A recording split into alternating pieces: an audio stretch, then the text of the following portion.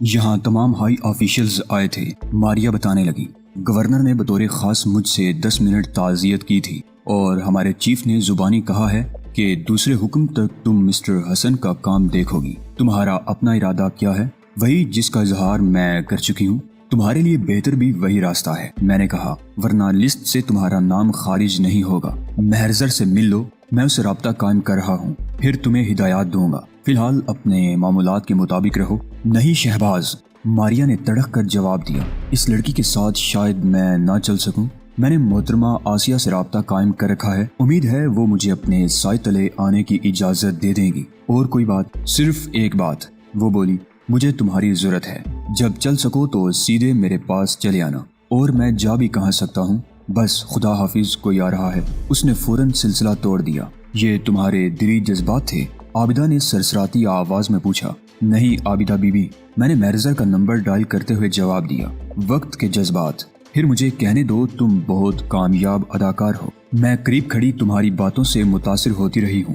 یقیناً یہی وجہ ہے تمہاری کامیابی کی، تم دوسروں کو جلد زیر کر لیتے ہو۔ میں نے گھنٹی کی ٹیون سن کر ہونٹوں پر انگلی رکھ کر اسے بولنے سے روکا تھا۔ جی فرمائیے۔ آواز جانی پہچانی تھی، وہ مہرزر کی دوست تھی جس کا نام میرے ذہن کی سلیٹ سے نہ جانے کیسے صاف ہو گیا تھا۔ مس چوچو چڑیا زر سے مہر و محبت کرنے والی لڑکی سے بات کراؤ۔ اوہ آپ، السلام علیکم۔ اس نے چے کے استعمال پر مجھے پہچان لیا، کیونکہ اس کی موجودگی میں ہم نے اپنے اپنے کوڈ نیم رکھے تھے۔ یہ بات کریں، اسلامی روایات اور معاشرتی اخلاق کا لحاظ نہ ہوتا تو کبھی سلام نہ کرتی۔ مہرزر بولنے لگی، محض تمہارے انتظار نے ہمیں کڑک مرغیاں بنا دیا ہے۔ کہیں جانا ہو تو ٹیلی فون پر کسی کی ڈیوٹی لگانا پڑتی ہے۔ غصہ کرنے والی بیویوں کو ایک مغربی دانشور نے مشورہ دیا ہے کہ غصہ نہ کیا کریں، ورنہ جلدی بوڑھی ہو جائیں گی۔ دیا ہوگا، وہ اسی لہجے میں بولی، لیکن میں بیوی نہیں ہوں۔ میں نے مستقبل کو مد نظر رکھ کر مشورہ یاد دلایا ہے۔ اچھا فضول باتیں نہیں۔ وہ یقیناً شرمائی ہوگی۔ بتاؤ کہاں ہو؟ ایک ریکارڈڈ آواز تمہاری رہنمائی کرے گی، سن لو اور بلا تاخیر پہنچو۔ میں نے ماؤتھ پیس پر ہاتھ رکھا اور عابدہ سے درخواست کی کہ وہ سننے والی لڑکی کو اپنے گھر کا راستہ سمجھائے۔ عابدہ نے پہلے اسے محل وقوع پوچھا اور پھر حوالوں کے ساتھ اسے گھر تک کا راستہ بتانے لگی۔ اگر دشواری سمجھو تو میں اپنی میزبان سے درخواست کروں؟ میں نے پوچھا۔ نہیں، وہ بولی، تم میزبان سے میزبانیوں کے مزے لوٹتے رہو، میں آ رہی ہوں۔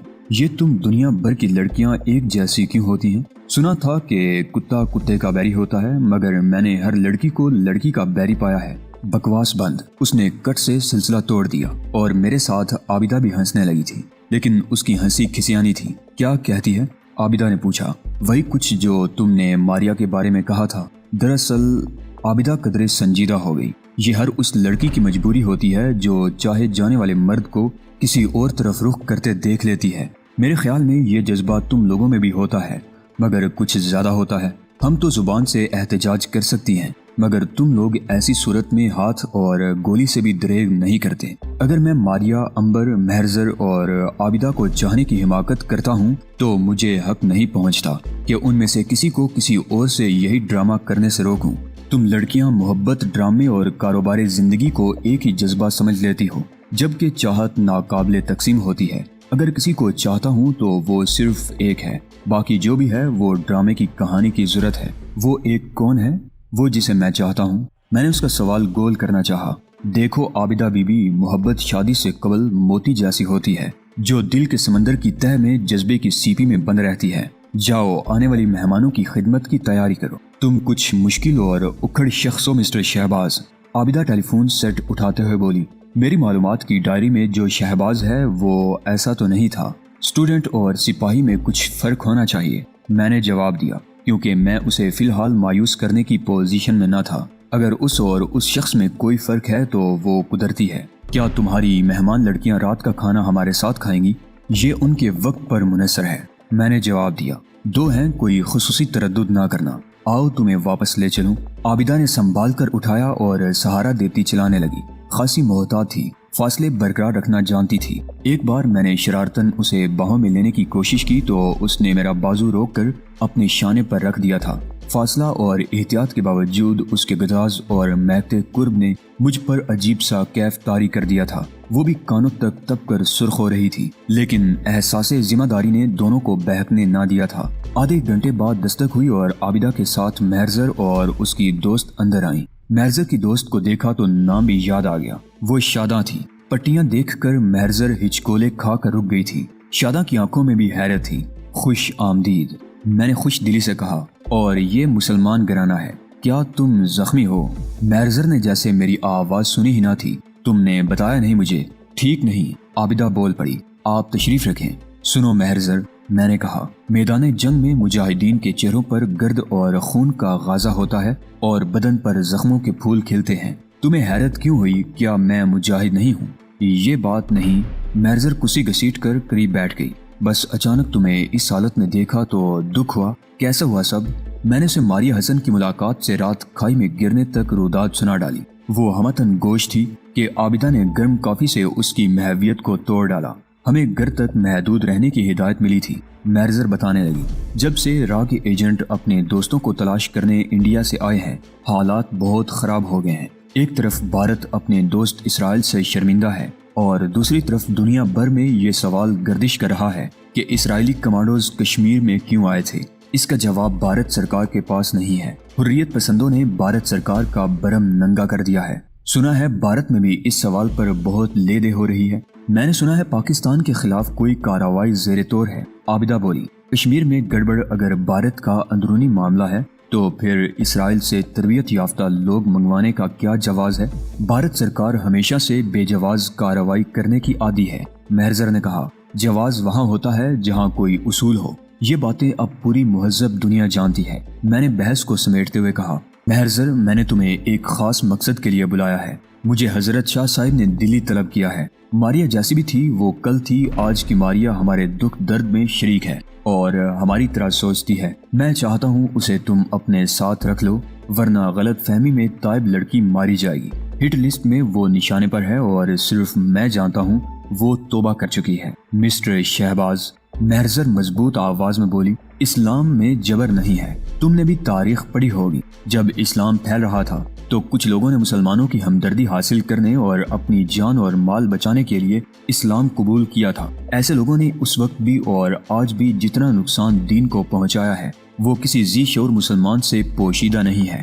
ماریہ کی توبہ بھی جبر اور خوف کی پیداوار ہے اور میں ایسی ناگن کو آستین میں نہیں پال سکتی۔ میں اس کی ضمانت جو دے رہا ہوں۔ سوری شہباز، مہرزر نے معذرت خواہانہ لہجے میں کہا، میں تمہاری ضمانت قبول نہیں کر سکتی۔ میں اس لڑکی اور اس کے خاندان سے واقف ہوں۔ وہ ہماری صفوں میں گھس کر جو نقصان پہنچانا چاہتی ہے اس کا مجھے اندازہ ہے، اسی لیے میں چاہتا ہوں تم اسے نگاہوں کے قریب رکھو، اسے قدم قدم پر پرکھو۔ اگر تمہارا اندازہ درست ہوا تو میں اپنے ہاتھوں سے اسے گولی مارنے میں دریغ نہیں کروں گا۔ ٹھیک ہے، مجھے اس کا ایڈریس دے دو، میں اس سے مل لوں گی۔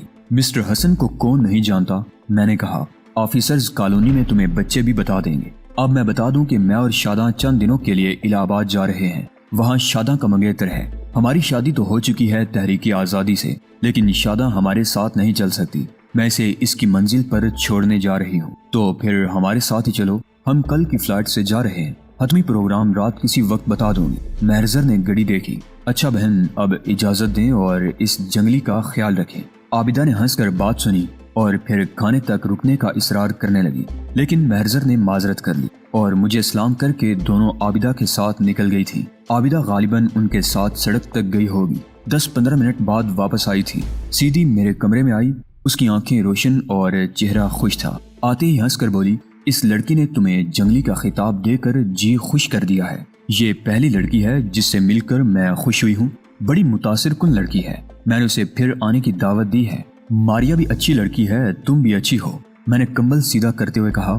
یہ اللہ کا خاص کرم ہے مجھ پر، جتنے لوگ ملتے ہیں اچھے ہوتے ہیں۔ بھائی جان اور انکل مجھے یہاں سے شفٹ کرنا چاہتے ہیں۔ عابدہ برتن اٹھاتے ہوئے بولی، ان حالات میں واقعی یہاں رہنا عزت کو داؤ پر لگانے کے مترادف ہے۔ بھارتی درندے بے دڑک اندر گھساتے ہیں۔ میرے آفس میں 99% ہندو ہیں۔ ہاں یہ تو ہے، مگر یہ ہمارا وطن ہے۔ ہندو چاہتا ہے کہ ہم گھبرا کر ان کی غلامی یا ہجرت قبول کر لیں۔ میں ہجرت کے حق میں نہیں ہوں۔ ہماری جدوجہد کا مقصد ہجرت نہیں بلکہ آزادی ہے۔ ہم ان غاصبوں کو یہاں سے نکالنا چاہتے ہیں۔ ان کی جگہ وہ لوگ آئیں گے جو پاکستان میں ہیں اور آزادی کی صبح کا انتظار کر رہے ہیں۔ عابدہ ٹرے لے کر باہر نکلی ہی تھی کہ کسی نے دروازے پر جیسے پتھر مارا تھا۔ پھر عابدہ کی تیز تیز آواز سنائی دی۔ وہ کسی کو بتا رہی تھی کہ یہ گھر میجر افتخار کا ہے۔ میری سٹین گن میجر افتخار نے میرے سرہانے رکھ دی تھی۔ میں نے چیک کی، میگزین میں ابھی بہت مال باقی تھا۔ دروازہ بند ہونے کی آواز آئی تو میرا تنا ہوا بدن ڈھیلا ہونے لگا۔ اتنے میں عابدہ اندر آئی۔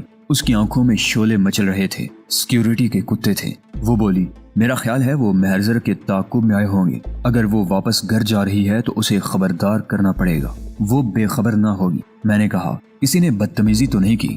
میجر کا نام سن کر دم دبا کر چلے گئے ہیں۔ ایک سوری ویری سوری کرتا گیا ہے۔ عابدہ بتانے لگی، میں بائی جان سے شکایت کروں گی۔ پھر کیا ہوگا؟ میں نے گہری سانس لی۔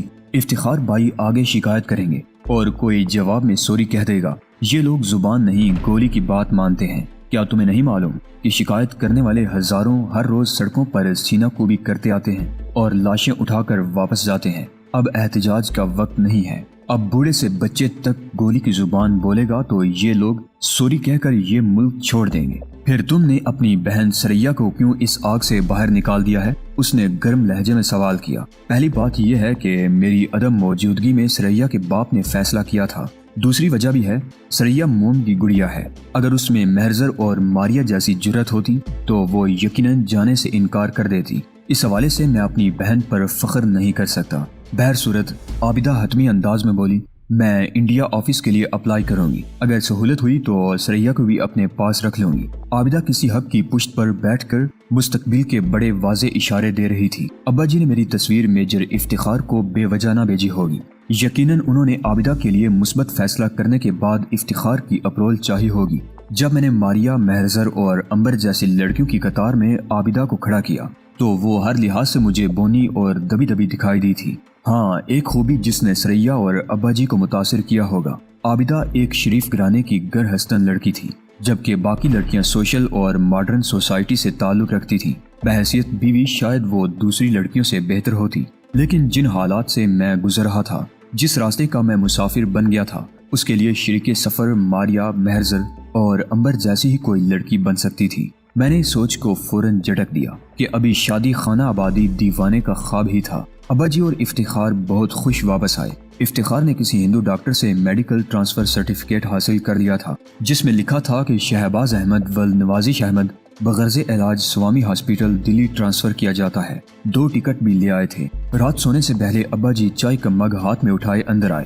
میں انڈیا گزٹ پڑھ رہا تھا، جس میں انڈیا گورنمنٹ نے حریت پسندوں سے مذاکرات کرنے سے انکار کر دیا تھا اور سخت الفاظ میں وارننگ دی تھی۔ اسی اخبار کے ایک قاری کا خط بھی شائع ہوا تھا۔ امرناتھ گوپی نے امرتسر سے لکھا تھا کہ حکومت ہند نے بیک وقت 2 کمبلوں کو کلاوے میں رکھنے کی جو حماقت کی ہے وہ اسے اپنے ساتھ بہا لے جائے گی۔ اب دونوں کمبل اس سے لپٹ چکے ہیں۔ اگر حکومت ہند عقل مندی سے کام لے تو ان کمبلوں کو اپنی گرفت سے آزاد کر دے تو یہ بات اس کی بقا کے حق میں جائے گی۔ ابا جی آپ سوئے نہیں؟ میں نے اخبار ایک طرف رکھ دیا۔ وہ کرسی پر بیٹھ گئے۔ شہباز بیٹے، ابا جی چائے کا سپ لے کر بولے، حالات اور وقت ان باتوں کا نہیں ہے، مگر روشنی کی امید تو ہے۔ ہم انشاءاللہ ضرور اپنی آزادی حاصل کریں گے۔ کبھی میں نے سریا کی خواہش پر عابدہ کے لیے افتخار کو پیغام دیا تھا۔ ابھی چند منٹ قبل افتخار نے اپنی اپروول دے دی ہے۔ وہ چاہتا ہے کہ ہم آج ہی منگنی کی رسم ادا کریں۔ میں کوئی جواب دیے بغیر یہاں آ گیا ہوں۔ تم نے مختصر صحیح مگر کچھ وقت عابدہ کے ساتھ گزار لیا ہے۔ اگر تم چاہو تو ہم بات پکی کر جائیں گے۔ فی الحال میں جواب دینے کی پوزیشن میں نہیں ہوں ابا جی۔ میں نے ادب سے کہا، ہاں، اس جنگ کے بعد ہم میجر صاحب سے ضرور درخواست کریں گے۔ میرا بھی یہی ارادہ ہے۔ ابا جی بولے، میں بھی تمہیں پابند نہیں کرنا چاہتا۔ ٹھیک ہے، میں افتخار سے بات کرتا ہوں۔ وہ اٹھ کر چلے گئے تو عابدہ میرے لیے دودھ لے آئی اور خاموشی سے گلاس رکھ کر جانے لگی تو میں نے تپائی بجا کر اسے روک لیا۔ شب بخیر نہیں کہو گی؟ شب بخیر، وہ مشینی لہجے میں بولی اور لہراتی ہوئی کمرے سے نکل گئی۔ یقیناً اس نے میرے اور ابا جی کے درمیان ہونے والی گفتگو سن لی تھی اور ناخوش تھی، لیکن میں اس کی خوشی کے لیے جھوٹا وعدہ نہیں کر سکتا تھا۔ صبح اس وقت مجھے یقین کرنا پڑا کہ بہن بھائی کی گرمجوشی سرد پڑ چکی ہے جب دونوں اپنی ڈیوٹی پر جانے کے لیے تیار ہونے لگے۔ ابھی میجر افتخار میرے پاس بیٹھا روانگی کی ہدایات دے رہا تھا کہ عابدہ نے اسے بلا لیا۔ پتہ چلا کہ افتخار اپنی کار میں روزانہ بہن کو آفس ڈراپ کرتا ہے۔ میزبانوں کا رویہ خاصا بدل گیا ہے۔ افتخار کے جاتے ہی میں بول پڑا، ہاں میری معذرت کا انہوں نے کچھ زیادہ ہی اثر لیا ہے۔ ابا جی نے جواب دیا، اب مروتاً افتخار کو ہماری روانگی کے وقت آنا پڑے گا۔ سابقہ پروگرام کے مطابق وہ ایمبولینس لے کر آئے گا اور جہاز پر سوار کرائے گا۔ 10 بجے افتخار خود تو نہیں آیا، مگر اس نے ایک رفائی ادارے کی ایمبولینس بھجوا دی تھی۔ ابا جی پریشان تھے کہ ان دنوں سیکیورٹی والے آنے والوں پر کڑی نگاہ رکھے ہوئے تھے۔ جب ایئرپورٹ کے کمپاؤنڈ میں ایمبولینس رکی تو اسٹریچر اتارنے والوں میں میجر افتخار بھی شامل تھا۔ وہ اپنے ساتھ 4 میل نرس لایا تھا۔ اسٹریچر لاؤنج میں رکھا گیا تو میں نے 2 گورتی آنکھوں کو فوراً پہچان لیا تھا۔ وہ سامنے رنگ کی خاتون تھی۔ اس نے نظر کی اینک اتار لی تھی اور دوپٹے سے شیشے صاف کر رہی تھی۔ وہ مہرزر تھی۔ اس کے پہلو میں سمٹی سکڑی شاداں بیٹھی ہوئی تھی۔ مہرزر چونکہ جانی پہچانی شخصیت کی مالکہ تھی، اس لیے اس نے چہرے کو میک اپ کے نیچے چھپا لیا تھا۔ باہر کیا ہوا اور کن مراحل سے گزر کر ابا جی میرے پاس آئے تھے، میں بے خبر تھا۔ ان کے ساتھ میجر افتخار بھی تھا، اور پھر جب مجھے جہاز کی جانب لے جایا گیا تھا تو میرے دائیں ہاتھ مہرزر اور شاداں چل رہی تھی۔ جب جہاز نے زمین سے ناتا توڑا تو میرے اندر سے پرسکون سانس خارج ہوئی۔ مہرزر اور شاداں بائیں طرف کی تیسری سیٹ پر تھی۔ میں چہرہ گھما کر انہیں دیکھ سکتا تھا، لیکن ابا جی کی وجہ سے میں نے اپنی نگاہوں کو قابو میں ہی رکھا تھا۔ دلی کی فضا اور ایئرپورٹ میرے لیے اجنبی نہ تھا۔ فرق صرف اتنا تھا کہ ہر دفعہ میں خود سیڑھیاں اترتا تھا، لیکن اس دن مجھے سہارا دے کر اتارا گیا تھا۔ ویل چیئر ایئرپورٹ والوں نے دی تھی، جسے ابا جی دھکیل رہے تھے۔ اس وقت بھی مہرزر لوگوں کے درمیان سے گزرتی میرے قریب چلی آئی تھی، ادھر سفید گاڑی کی طرف۔ میں نے دبی ہوئی آواز سنی، آپ نے مجھ سے فرمایا ہے؟ ابا جی نے پوچھا۔ جی محترم، آپ سے ہی درخواست کر رہی ہوں، مہرزر ادب سے بولی۔ لیکن ٹھیک ہے ابا جی، میں بول پڑا، خاتون ہماری دوست ہیں۔ مہرزر نے نئے ماڈل کی کار کے باوردی ڈرائیور کو ایک کارڈ دیا اور ڈرائیور نے پھرتی سے پچھلا دروازہ کھول دیا، اور پھر ابا جی اور ڈرائیور نے مجھے اٹھا کر سیٹ پر رکھ دیا۔ انکل، مہرزر بولی، آپ اگلی سیٹ پر تشریف رکھیں، میں شہباز کو سنبھال لوں گی۔ بہتر۔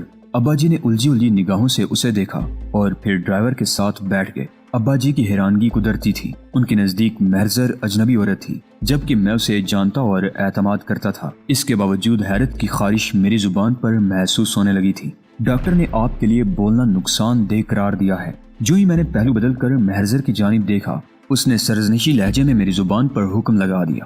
جانے پہچانے راستوں سے گزرتی کار ایک حویلی میں داخل ہوئی جو کبھی مضافاتی علاقہ رہا ہوگا، مگر نئی دلی کے پھیلاؤ نے اسے اپنی گرفت میں لے کر شہری حدود میں شامل کر دیا تھا۔